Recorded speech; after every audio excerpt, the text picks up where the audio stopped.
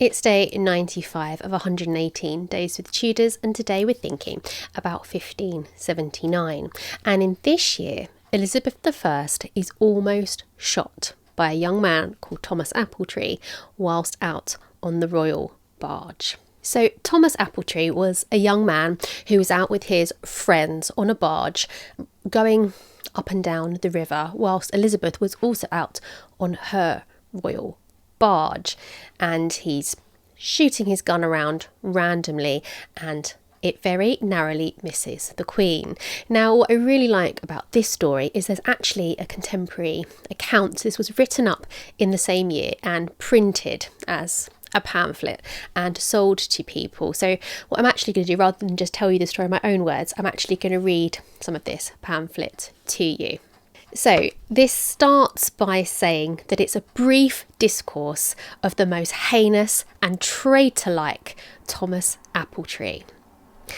It then says to the reader, "For as much as the nature of man is affected to listen after news by the reports whereof, either the mind is delighted or else stricken with fear, I have thought it convenient to publish to all the world, and namely to all good and godly subjects, a thing of no small importance, very strange, but not so strange as most certain true."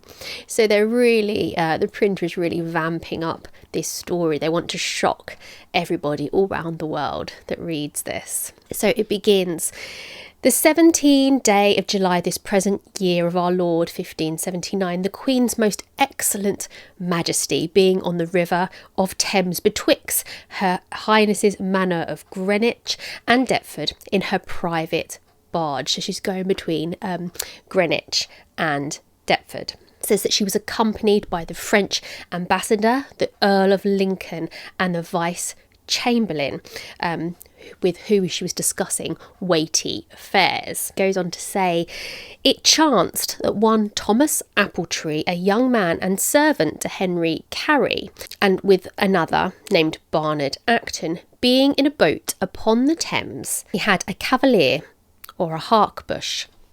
These are guns, I'm not sure if I'm pronouncing harquebush correct, which he had 3 or 4 times discharged with bullet, shooting at random very rashly, who by great misfortune shot one of the watermen.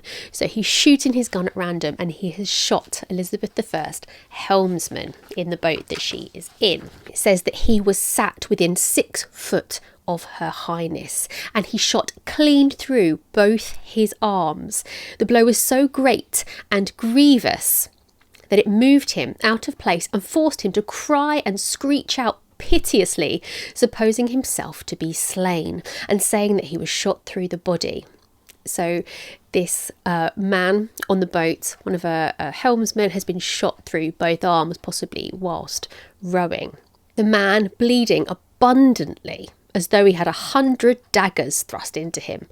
The Queen's Majesty showed such noble courage for beholding him so maimed and bleeding in such forte that she never bashed, and most courteously comforting the poor man, she bade him to be of good cheer.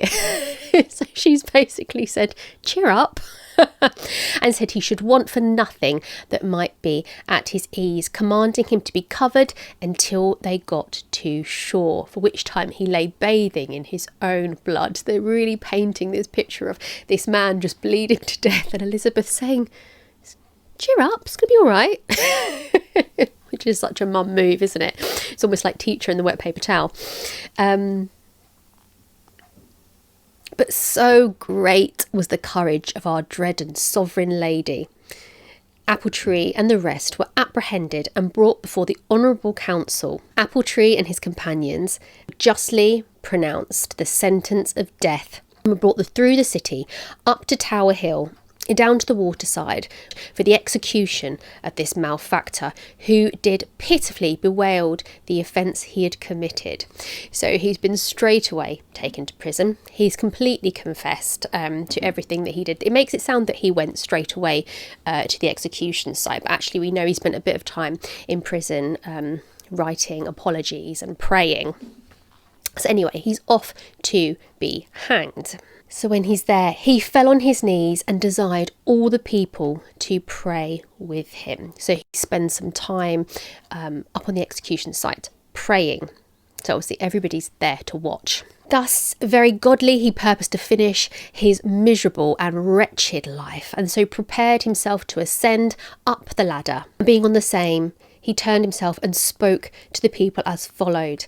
Good people, I am come hither to die, but God as my judge, I never in my life intended to hurt the Queen's most excellent majesty. I am sorry for my offence and sorry for my good master. However, the executioner put the rope about his neck, and the people cried, "Stay, stay, stay, wait." And with that came the Right Honourable Christopher Hatton, the Vice-Chamberlain to Her Highness, who inquired what he had confessed. He valeted his bonnet and declared that the Queen's Majesty had sent him hither. So the rope is going around his neck, and all of a sudden Christopher Hatton appears and everyone was crying, "Wait, stop." He declared the hangman was commanded to take the rope away from his neck, and the apple tree, who being come down from the ladder, received a pardon. The Vice-Chamberlain said, "Good people, pray for the Queen's Majesty." And then this prayer was said.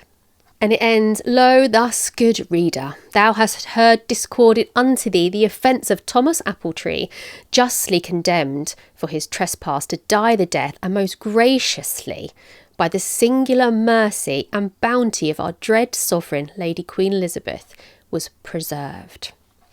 So what an intriguing and incredible case. This silly young man is going up and down the river shooting his gun off however he feels like it, and guns were pretty unpredictable at this time. You know, plenty of people died just from cleaning their guns.